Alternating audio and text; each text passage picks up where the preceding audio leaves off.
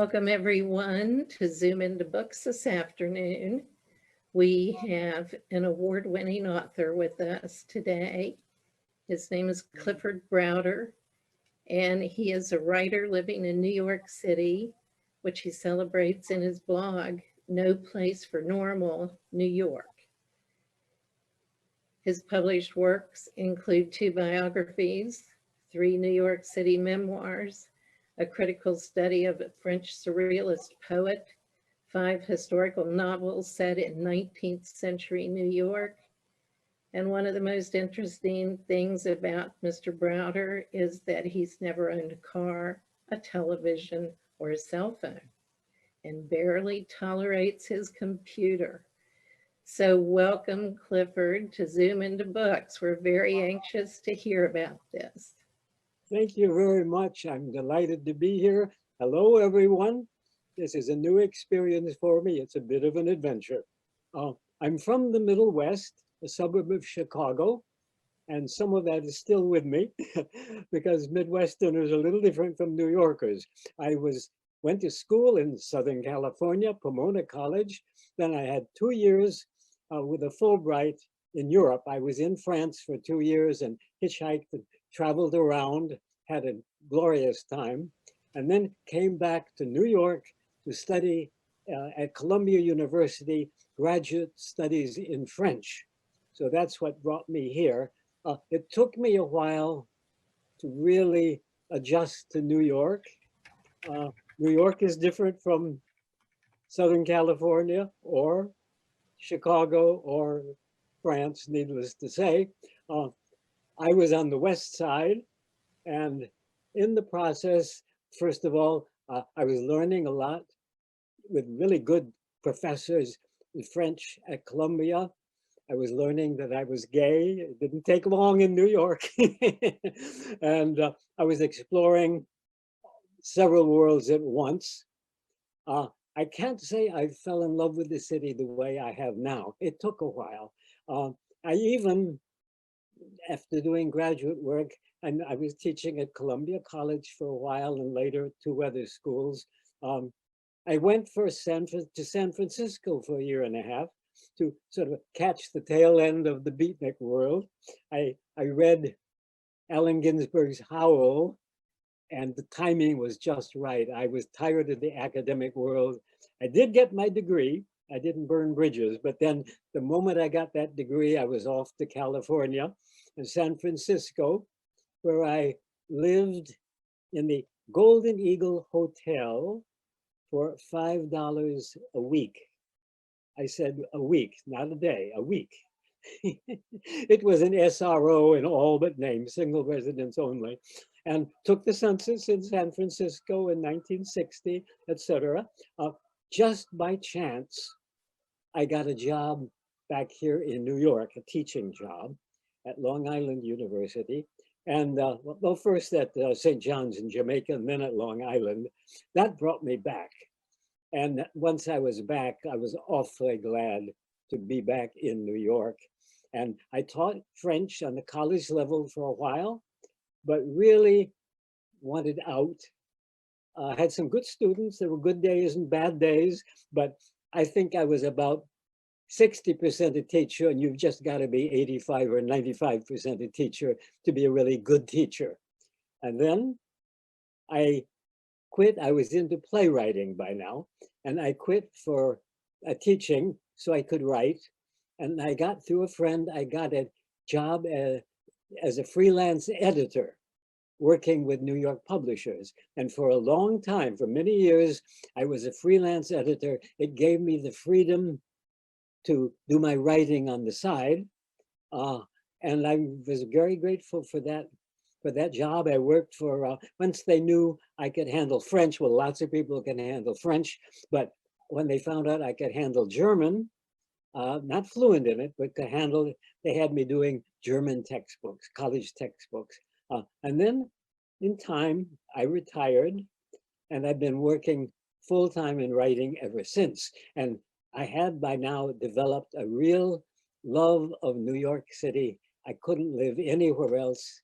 I have many friends who say the same thing. They came to New York they knew that this was where they wanted to be. They understand they have friends and family who say, we love to visit, we couldn't live here. They understand that it is not for everybody. It's too diverse, it's too intense. A friend of mine from Maine, when she first came to New York, the first thing she said to me was, the pace of New York. I knew what she meant. New Yorkers are very dedicated. They're busy people. They've got to accomplish stuff. And I love this excitement of New York. It's just, there's nothing like it. Our mayor of some years back, Ed Koch, went to Paris for the first time. He came back and said, Paris is the most beautiful city in the world, but New York is the most exciting city in the world. I agree with him. There's just something special about New York. I just feel it all around me, and I couldn't do it. Right now, we're in lockdown, so it is not typical New York. And yet, amazingly, some people come here now. 2 young women moved into my building just in the last month. They came knowing what New York is now, and they wanted to be here. And who knows, they may be following this interview now, who knows? I let them know. But it's an exciting place to be. And all my books relate to New York one way or another. I have 3 nonfiction titles. It's hard to characterize them. Well, one that I'll talk about in a little while, Fascinating New York, is it's little mini biographies. That's easy enough to describe. But the other 2, they're kind of part memoir, part travel lore, bits of history thrown in. Some people like this mix and some people don't. Some people think, well, if you say your book is about New Yorkers, why are you putting all this stuff about New York in? And I say, you can't do a book about New Yorkers without talking about New York. You can't do a book about New York without talking about New Yorkers. Some people don't see it that way, and others love the mix. Well, anyway, the history, the novels, of which there are now 5, with 3 to go, they're all written, and just a matter of getting them published. They're all historical novels. What do you call it, my Metropolis series, they're all set in 19th century New York. When I was doing 2 biographies, I researched the biography, and they were published, about Daniel Drew, a Wall Street speculator, and Madame Ristel, a notorious abortionist. I got so interested in the background research. I fell in love with 19th century New York more than any other period. I know it better than any other because that was when these 2 people lived.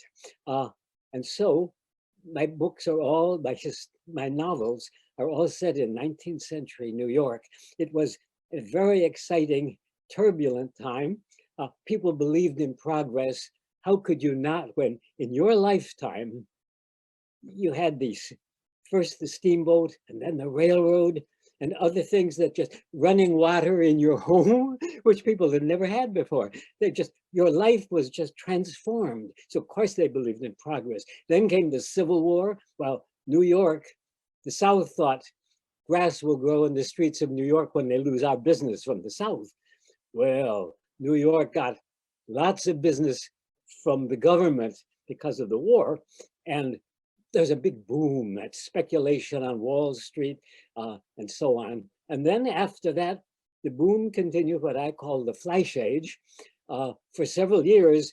And this was a time of lots of champagne, and the can came from Paris. And it was a very exciting time, not particularly moral.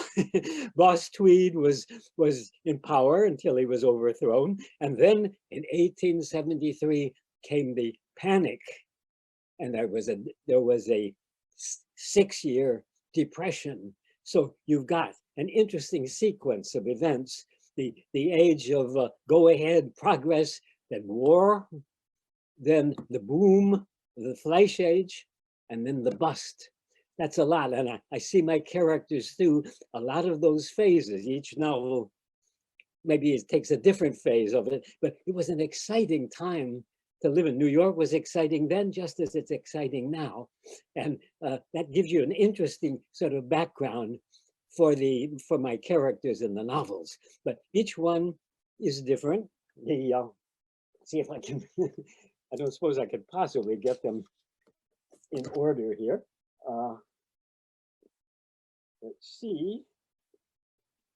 Of course, when I want one, I don't find it. Okay, the first one, this one, The Pleasuring of Men, that's the one, the only one that's gay themed, that has a gay protagonist, and it just tries to imagine what was the gay scene like back in those days. It had to be very undercover. We know historically we have some records from about the 1890s on, so I just figured what would have been like a generation before. And I imagine a respectably raised young man who decides he wants to become a male prostitute, servicing the city's elite, and then he falls in love with his most difficult client. So you get a picture of a certain kind of New York back then through that. Then let's see. Bill Hope is the next one.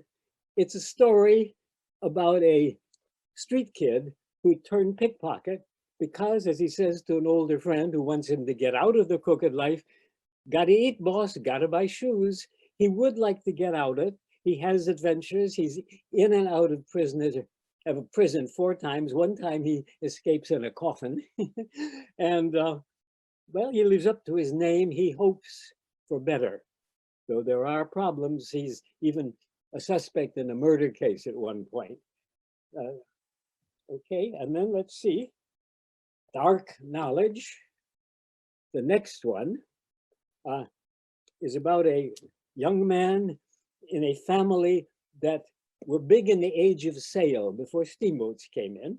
And he begins to realize that maybe some in his family were involved in the illegal pre-Civil War slave trade. This is Dark Knowledge, and that bothers him terribly. He's got to find out. It's kind of a whodunit in a way. He's got to find out if this is true or not, including a beloved grandfather whom he was very close to. He's deceased now, but he imagines him, and he discovers all kinds of stuff when he starts poking around. People don't want, if they were involved, they don't want it known now because this is after the war. Slavery has been abolished, supposedly. And people go to all kinds of desperate but shrewd devices to hide themselves. Okay, then comes The Eye That Never Sleeps. And this book is about one of my favorite characters, a private detective.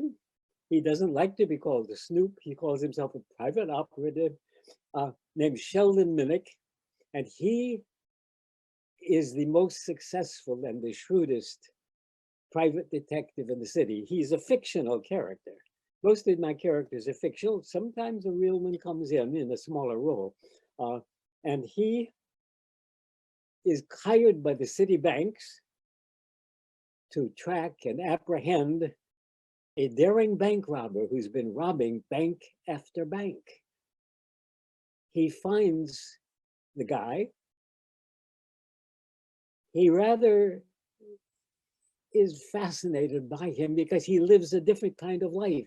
He lives a life of money, luxury, and risk, whereas Sheldon Minnick is very conservative gentleman. He's very shrewd, but he's very conservative. He doesn't live for risk. He's very more apt to arrest those who do if they get out of hand. And so they form a strange, ambiguous friendship. And each one, they agree to have a little truce for the rest of the year, and each will show the other one the city he knows. So the bank robber takes him to fancy restaurants and takes him riding in Central Park and a fancy gambling establishment. And on the other hand, Sheldon Minnick shows him slums that he knows about, a slaughterhouse with rather nasty things to see in it, and so on. And then comes the reckoning. The first of the year comes around, the truce is at an end, and there is a climax in the vault of a bank. So let's see, where does that bring? That brings us up to, I think, Forbidden Brownstones, the one that's just been published, this one. It's about an educated young Black man and how he copes with a city that is ruled by whites. He falls in love with, he's fascinated by brownstones because that's where the white gentry who run the city live, in brownstones. He wants to live in one, he wants to possess one. His father, who's very practical, says the only way an honest young Black man can live in a brownstone is to work there. So he gets a job in a brownstone, learns how the brownstones are run. It's complicated, there's all kinds of things to do. And then the widow he's working for, she dies. He goes on to another job in another brownstone, a very fancy brownstone, fancy on the outside, no, looks like everything else, like every other brownstone, but inside it is run by the notorious Madam Ida. She is running the fanciest, the most exclusive house of prostitution in the city. And Junius, the protagonist, becomes the butler there. He's the boss man of the servants. We're all Black.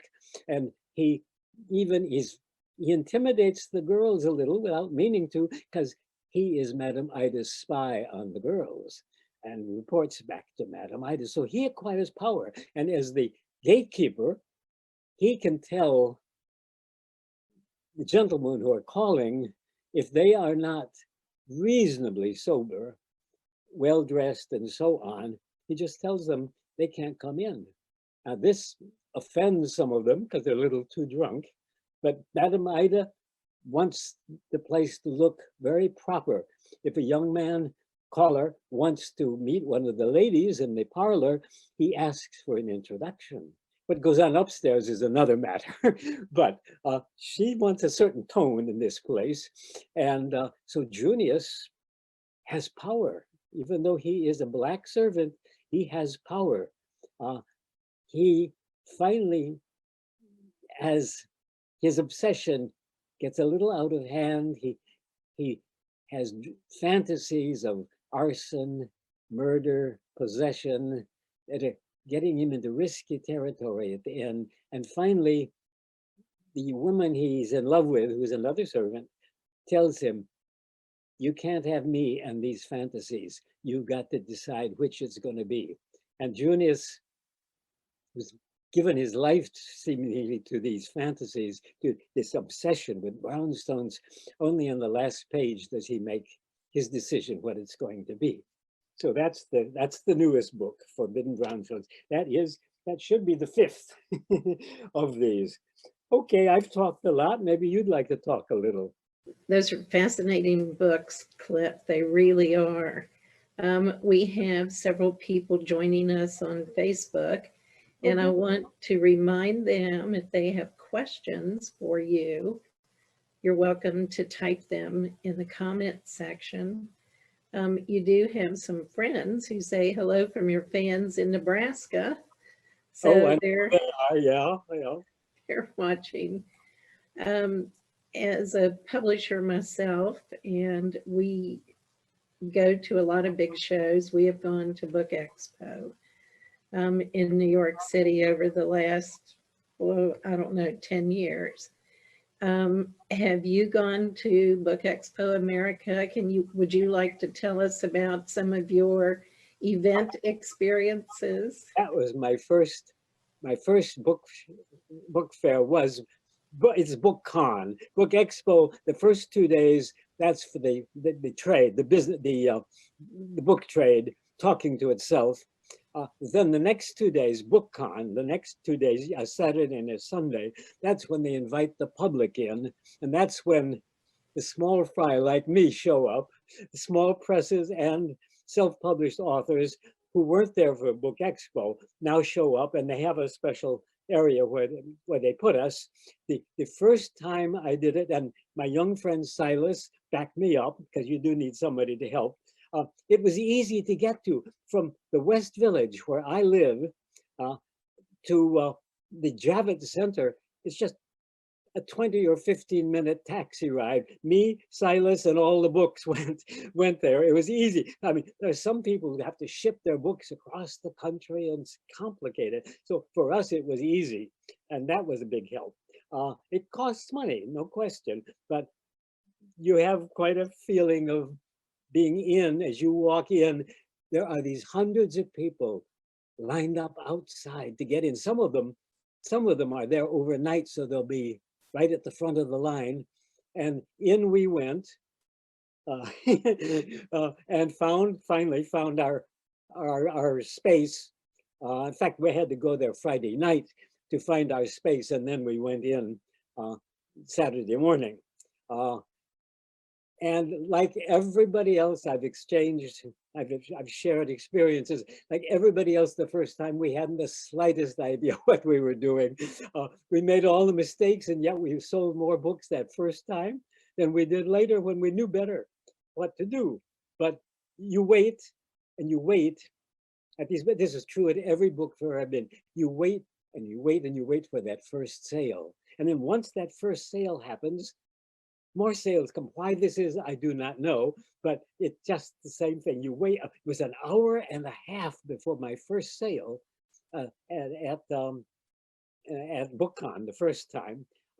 Let's see, who was that? I think it was it might have been I think it was maybe a mother and her son. I think she was buying it for the boy.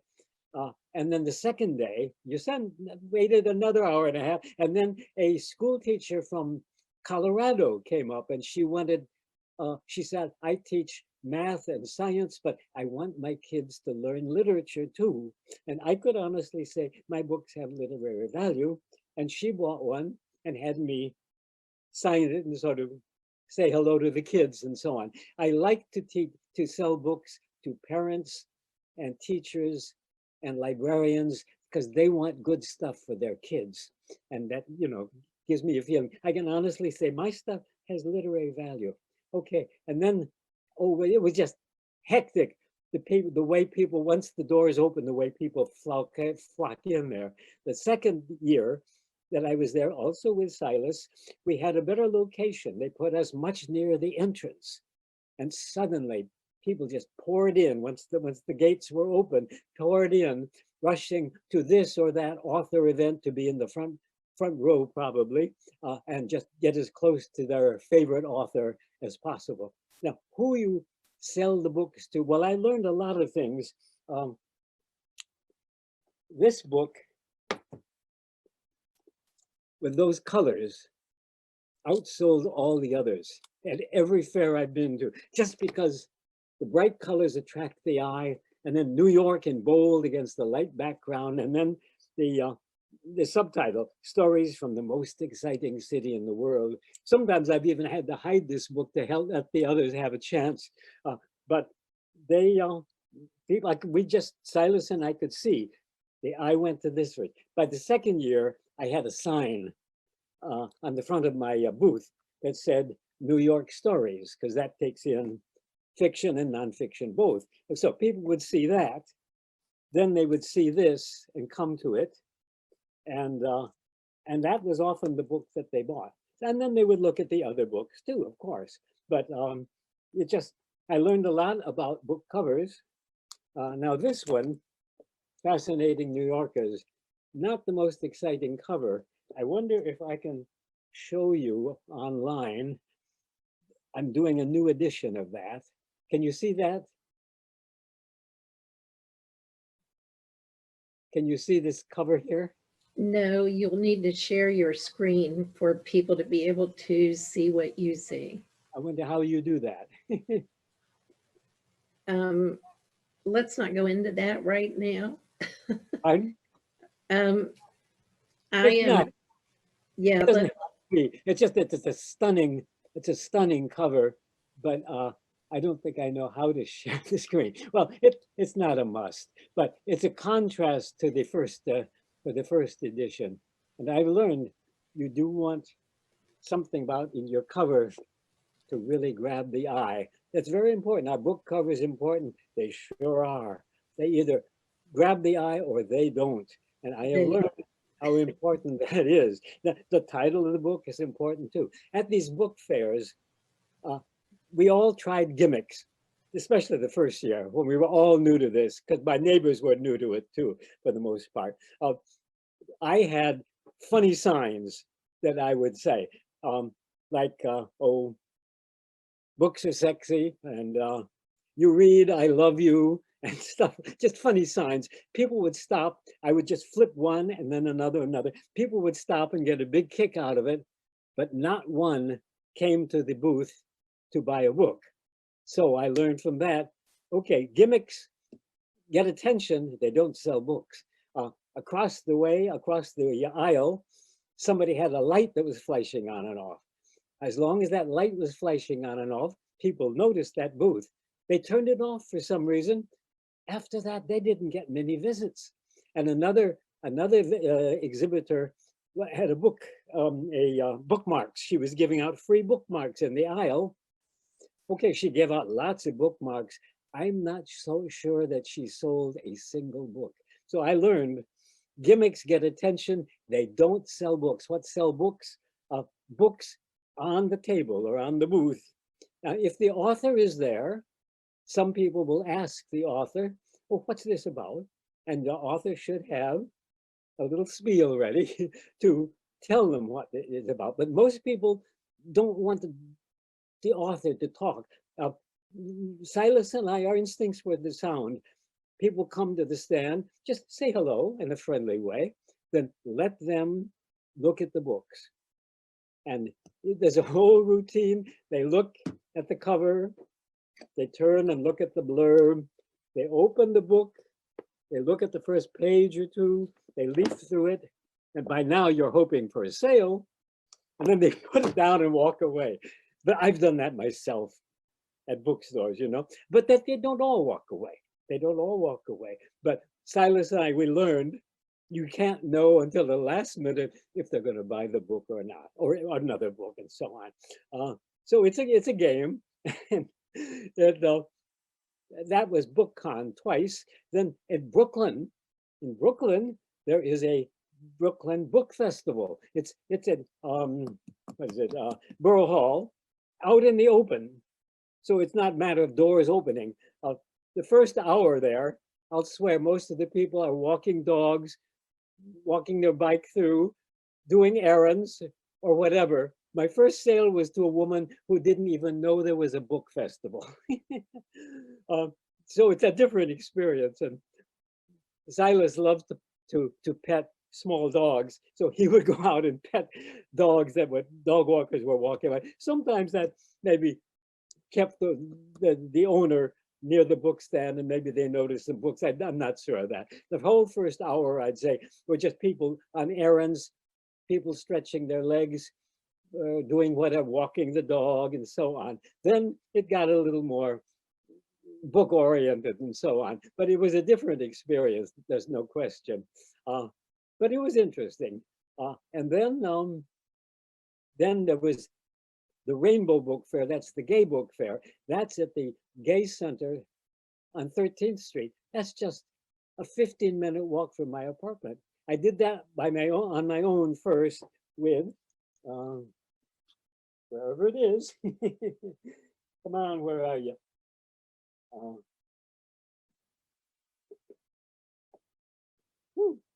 Whenever I want the book, it's not here. It is, of course. This one, The Pleasuring of Men. And that cover works too. And the girls have noticed it too. I've had actually as many sales to women and reviews online from women as from guys. But it worked. Guy would come and I would come by and just look at that cover and say, where did you find him? And usually that did mean a sale. So the covers are important, whatever they are, whatever the content is. I learned a lot. I learned who my audience is. For the gay one, for this one, it's obvious enough, but I had to learn it. older gay men. There weren't that many young men at that fair, but there were older men, and they were, the first time when I was there alone, they were buying books. It was in the spring. They were buying books for summer reading. One guy came up with this stack high of books and said, "This is the last book I can buy here." But a lot of them said, "This will be my summer reading." Then I did it with Silas, with my partner Bob, my deceased partner Bob, did 2 books. This one, The Coney Island Memoirs of Sebastian Strong. That's a memoir. And then The Professor and Other Tales of Coney Island. I did them. I guess you'd say it was a vanity press, but they did a very good job. He loved Coney Island. He grew up in Jersey City, and he was in love with Coney Island from high school on. He just felt free there. And he self-published these 2 books. And at the book fair, at the Rainbow Book Fair, I exhibited them with my own.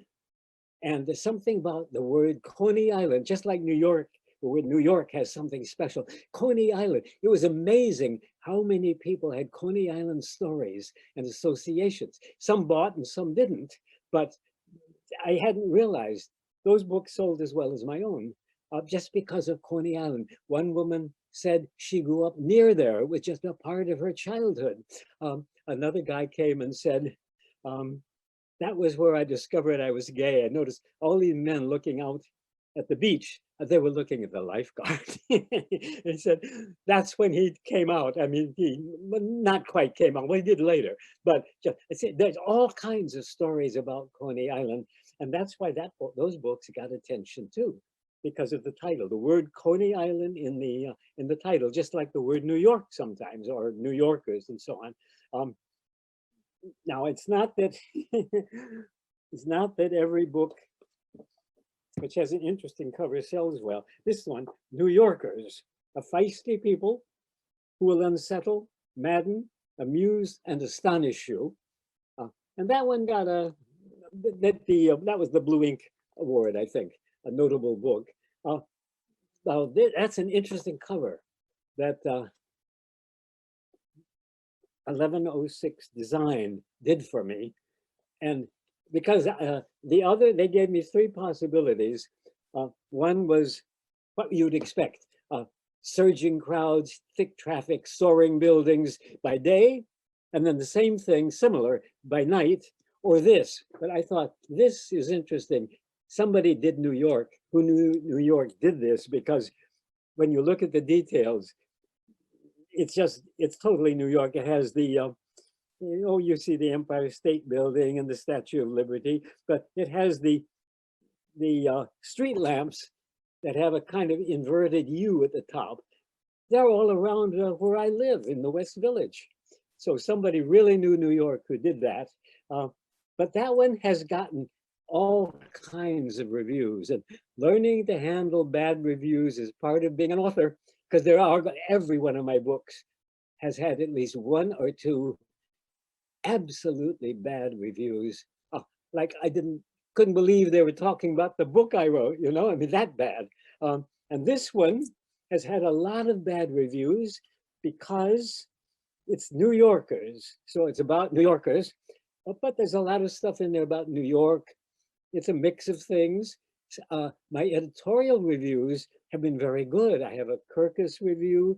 I have a Publishers Weekly review, Midwest Book Reviews. These are good sources for reviews if they're favorable, but both on Amazon and Barnes and Noble, there are a lot of negative reviews too, meaning 2 stars, because they feel you promise us New Yorkers and you give us New York. But as I said earlier, for me, there's no difference. If you do the one, you do the other, but you just got to get used to this. I got one really nasty review of 1 star. 1 star means don't bother with this trash, 5 stars means a rave. 4 stars means good. 3 stars means good, but you know, there's some negatives. 2 stars, not so good. 1 star, trash. And she called, I won't say she called me vile. She said my claims were vile, and I did a vile rant about the president, the then president. So you can see maybe where she was coming from. I didn't,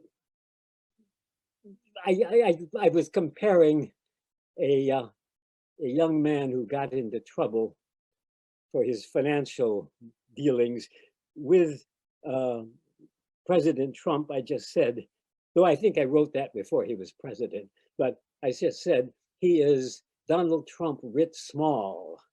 This she did not like. She admitted she had only gotten a fifth of the way through the book when she came on this, and she said, this is a vile rant and vile claims. Here I am. And so she gave it the one star review. Now I had one other, long ago, I had one other bad review, and back then it's before the internet, and it was the New York Times review, and that really hurt because that was the review that everybody read. It was the novel, or not the novel, the biography of Madame Ristel, the abortionist, and the reviewer, to this day, I can't understand where he was coming from, but he did use the word smug. It's the only time in my life that I've been called smug. I've been called a lot of other things, but not smug, except on this case. And the publisher phoned me long distance to say, better a bad review than no review at all. This is something authors have trouble absorbing. It's true, but authors have trouble absorbing it. Bad reviews do hurt. And silence of Well, but you know, Cliff, a review is an opinion. Yes. And some people are very opinionated, and you've gotten glowing, wonderful reviews for your books. Also, yes. And I'd like to know, we do have a question from Facebook. I know that you're just in the midst of the pandemic there in New York. And the question is, have you found it easy to write since the quarantine, or do you need to be out and about to spark new stories? No, I have no trouble writing. I've never had writer's blog in my life, by the way. I have no trouble writing, even in spite of the pandemic. It gives me stuff that it lets me keep busy at home. Isolation is the best defense against the virus. And I go out just on important errands, masked, I keep my distance, and wash my hands when I come home, though that's not as important as the others. But I live now by myself in this building. There were times when I think I was the only resident in this building, though that's not the case now. But there's still 3 apartments vacant because people don't want to come to New York now, understandably. But I find I'm busier than ever because I can do so much online, like right now. I don't have trouble writing during the pandemic, not at all, fortunately. In fact, it gives me something that keeps me busy. I don't need to be, of course it hurts, I can't do a book release. I did a book release party here for a book about a year and a half ago. It was great fun. I'd never done this before. I just invited hordes of people to my apartment and hoped they would all connect and so on. And yeah, I sold some books, but I just really wanted to see what would all these people do if they were all in the same room together, because they didn't know each other. It just went beautifully. My friend Nakia, who's from Pakistan, hit it off with my friend from Kokomo, Indiana. They couldn't be from more different backgrounds. That's very New York, of course. In fact, there were 3 conversations going in 3 rooms at once. There were 15 people there. I'd never had that many guests before. And somebody came back from the living room to the middle room where I was and said, we just figured out we have 11 languages among us. Wow. I told Nakia this later, and she said, oh yeah, I was in that room. She thought him and said, actually it was 12. That's New York. amazing. That's New York. Where else but New York? We can't, of course, I will maybe next fall. We'll see how the vaccines go.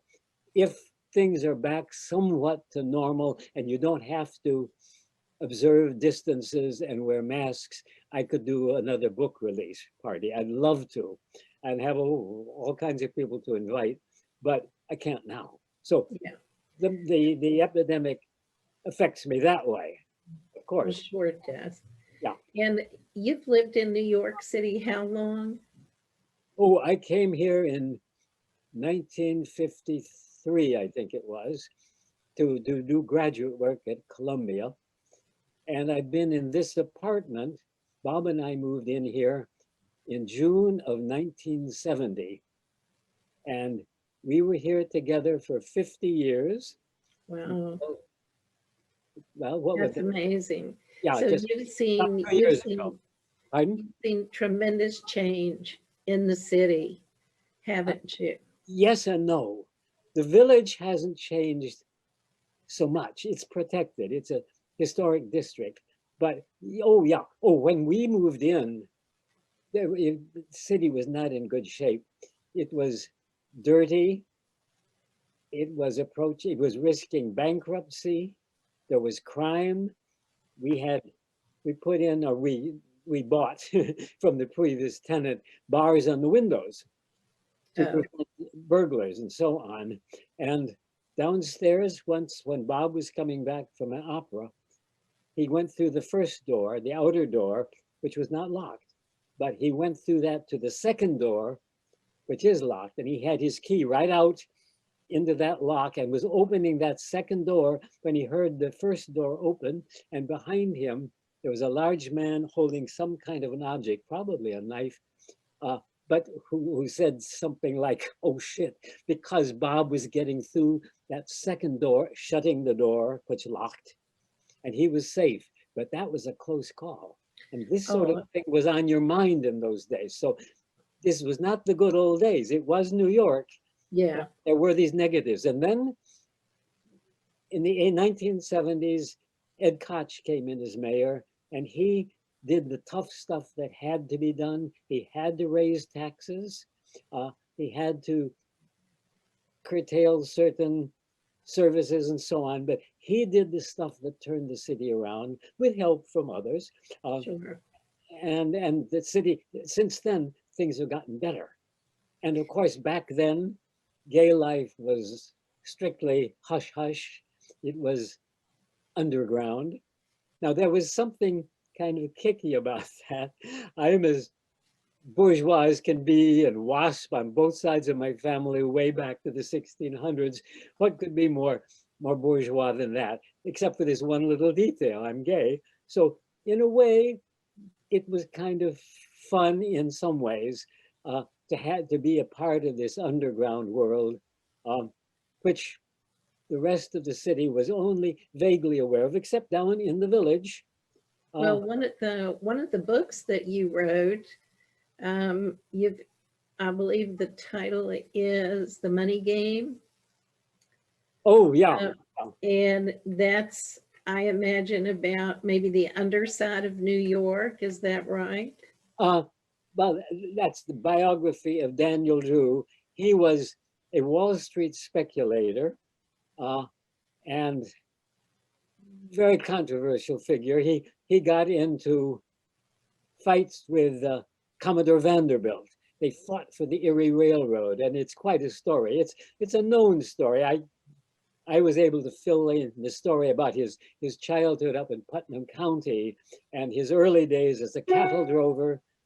He was a cattle drover who became he ran the tavern where the drovers and the butchers met to do business. And then he dabbled in steamboats, and he got involved in Wall Street speculations and sort of milked the Erie Railroad of all he could. And very controversial figure.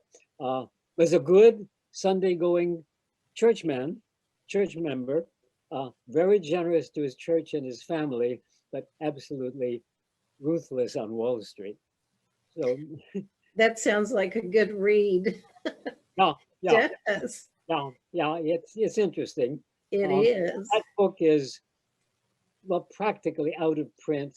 I guess you can spend a lot of money and get it. And the Madame Restell book, the uh, Madame Restell, the abortionist, the wickedest woman in New York, I call it. I quote that from a source.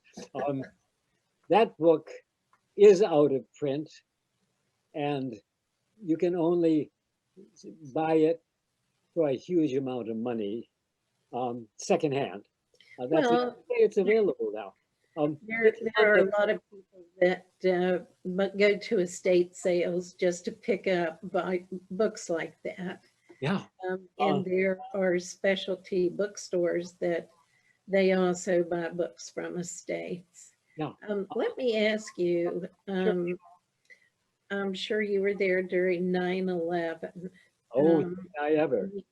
you live in the city too. So how did this affect you? Were you involved there or I was um, I was out looking at migrating warblers in Jamaica Bay Wildlife Sanctuary early in the morning, and I was walking around one of the ponds there, and the warblers were there. And a woman came by me and said, "Have you seen the World Trade Center?" I said, "Oh, sure." I didn't know. What's she talking about? Then I came around to a spot where you could see the World Trade Centers, and flames and smoke were pouring up from one of them. So that was the first attack. Then I went around again and came back to the same spot, oh, maybe 30 or 40 minutes later. By now, you could not see the Trade Center, the Twin Towers. It was just a haze, and the wind was blowing it toward the ocean. And then I heard that this sanctuary is a federal uh, operation. They were closing it down. And I heard, and then I went out and said, well, I guess I better get out of here. I went out to catch a bus across Bay Boulevard, across because this is an island in Jamaica Bay, and Howard Beach is on the mainland, right opposite it. And some policemen told me there's no bus service across the bridge. So I started walking. I figured, well, maybe I can catch a bus on the other side or the subway. And I was walking that way. And then a man who worked at the sanctuary recognized me and picked me up and said he'd give me a lift across the bridge. And I have one friend in New York who has a car. He lives in Brooklyn. I phoned him and told him the situation where I was. He said, can you come and get me? He said, yes, but you know, it's going to take him time. So within an hour he came, and he then told me what had happened, that this was an attack, that both towers had collapsed. I didn't know that, and so on. He dropped me off at the subway in Brooklyn so I could get back to Manhattan. They weren't charging anything. You just walked in. But down on the platform came the, you notice, no subway service to Manhattan. So I went back to throw myself on the mercy of my friend who lived not too far away. And he's a good cook. And he said several of his friends had phoned. They did not want to be alone tonight. They were so upset. He was going to sort of host a little supper for us. And he sent me and somebody else out to a nearby grocery to get some food. And he managed to do this, let me have a shower, because I was just in shorts and a t-shirt. It was a very mild day. Fortunately, it was a mild night too. And he had a little garden apartment. So we had a supper in the garden. Under any other circumstances, it would have been a delightful party. We enjoyed ourselves because we were glad to be together, but there was this thing hanging over us. That of course meant. And then another friend who came had a spare room for guests. So he put me up in Brooklyn. And then I was able to catch a subway into the city. I was in everything below 14th Street was the frozen zone. You could only get into it if you could prove you lived there. But they weren't checking when I got off this subway train. And it was funny, strange. that all the streets were almost deserted in the West Village because they weren't letting cars in. And so I've been able to phone and let Bob know that I was okay, but I just wouldn't be home that night. But I had some friends who had put me up, and I got back the next morning. And for the next several days, the wind changed, the smoke from the site was coming our way, and there was a burnt smell in the air. We had to shut our windows facing south because we didn't want that burnt smell coming into the apartment. So boy, I had an experience of 9/11. Yes, you did. Yes, you did. We only have a few minutes left. Are you working on a new book at the moment? I'm doing a new edition of, let's see, do I have it right here? Fascinating New Yorkers, because this one, the publisher declined to renew my contract for this and one other book he'd done, which meant all the rights revert to me. Right. And I just thought, Fascinating New Yorkers, it's just little biographies about all kinds of people, some famous, some forgotten, who lived in New York. I knew, or at least had contact with a few of them. And it's a fascinating bunch of people. New York is a mecca for people who strange, I mean. True, that is true. Absolutely. Yeah. And so Well, it's going to be, it's going to come out. Let's see, it's going to be released, I think it's next Sunday. Oh, great. Yeah. Well, we will look forward to that. And I have posted the links to your website and your blog, but would you like to tell people how they can get in touch with you? Yeah, my email address is Cliff Browder, written as one word, CliffBrowder.net, N-E-T. If they go to either the blog or the website, there's a way that they can contact me. Yeah. Are you doing virtual events? Will you speak to book clubs and libraries about your works? Have you been doing that? No, I did a reading at my local library once. It started out with 20, it was a free event for, well, it was older people who showed up, put it that way. It was open to anybody. Started out with 20 people, shrank to 10. They gave me a nice little round of applause at the end. They'd been a very attentive, the 10 who stayed, attentive audience. They didn't buy a single one of my books. Well, that happens, but Yep, that happens. It's part of the game. but they might have gone to Amazon or to your website or anywhere else and picked up a copy later. Maybe, I kind of doubt it. I'm a little surprised that I didn't sell one or two, but one learns by doing. Well, right now, of course, I can't do this stuff because of the pandemic. Yeah. right. And people love to meet authors. And I know that if they just know that you might be available virtually on Zoom, like we're doing right now, I think that the stories you have of old New York and new New York, I think are fascinating. And I know that people would enjoy reading your books. Oh, I And got lots more stories. We just scratched the surface today. yes, I know. I'll And have other stories too, because as we get older, we just accumulate these stories. that's right. And the difference between the people who, everybody says, well, I have a book inside me, and what makes an author is being able to write that book.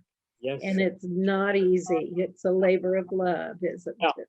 You start early. I was writing stuff, junk, of course, but I was writing stuff by 5th grade. Yes, and that's a good time to start too. Well, Cliff, I want to thank you so much for coming on to Zoom into Books. I want to thank everyone for joining us on Facebook. This video of Cliff will be on the Zoom into Books YouTube channel in the coming weeks. So you can watch for it there. We welcome you to subscribe to our YouTube channel. And please check out the Zoom in the Books website for other upcoming events. Thank you all very much. And I thank you, Kathy. It's been fun. Thank you. Bye. Bye.